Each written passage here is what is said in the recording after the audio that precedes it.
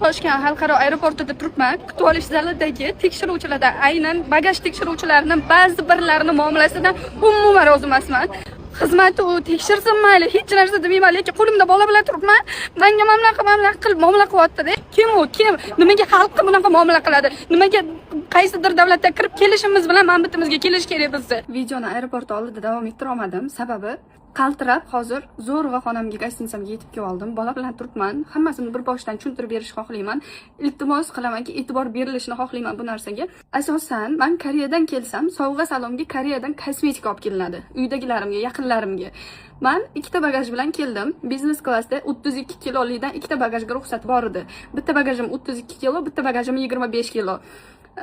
Hech qanaqa qizil lenta bilan chiqqani yo'q, lekin meni aybim menimcha, bu meni shaxsiy fikrim, borib o'sha tekshiruvchilardan men imeykani qayerda qildiriladi deb so'ragandim.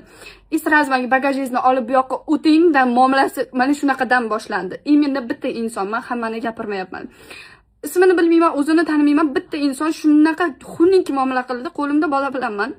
Menga shunisi ko'proq alam qildi. Meni bolamni salkam bir haftadan beri mazasi yo'q edi o'zi Koreyada ham. Istima chiqib tushib qiynalib kelgandim-da yo'ldan. Bagajimni olib keldim, u ham mayli. Lentaga qo'yishdan oldin tekshirasizlarmi desam, ha tekshiramiz dedi. Men bola bilan lentaga qo'yib bera olmayman desam, endi biz yordam beramizda.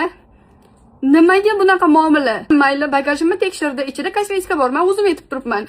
Ichida kiyim-kechak, o'zimning shaxsiy narsalarim va sovg'a salomlar, ya'ni kosmetika bor deb o'zim aytib turibman. Kosmetikani bir sotish uchun yo boshqa narsaga olib kelganim yo'q. Sotgan taqdirimda ham men обычный o'sha Koreyadan turib jo'natishim mumkin. Menga zarilmas bola bilan kosmetika olib kelib sotish. Menga shtrafi bor, mumkin emas dedilar. Olib qoling dedim. Men hech qanaqa to'lov qilmayman, olib qoling dedim. Eng ustida kofe bor, bitta pachkali kofe. O'shani bitta korobkadagini ochib, o'zimga olib kelganman ichish uchun Koreyadan. So'raganlarda bitta korobkani ochib savordim desam, bu bitta korobka emas, menga ishimni o'rgatmang.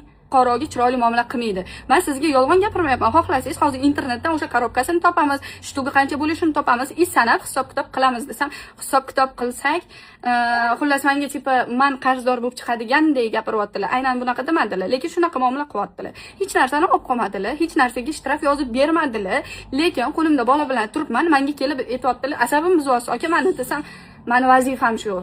Siz asabingizni buzsam, psixologiyaga o'qiganmiz biz deydi. Siz asabingizni buzsam, asabingiz buzilganda hamma haqiqatlarni aytasiz deydi. Men nima O'zbekistonga taqiqlangan shunchalik muhim bir narsa olib keldimmi? Bir narsani qonunni buzib turib, "Yo'q, men qilmadim" deb yolg'on gapiramanmi? Meni asabimni buzib turib haqiqatni bilmoqchi bo'ladi. Muomalasiga ahamiyat beringlar, iltimos, hech kimning haqqi yo'q yo'ldan bola bilan qiynab kelgan onani bunaqa qiynashga.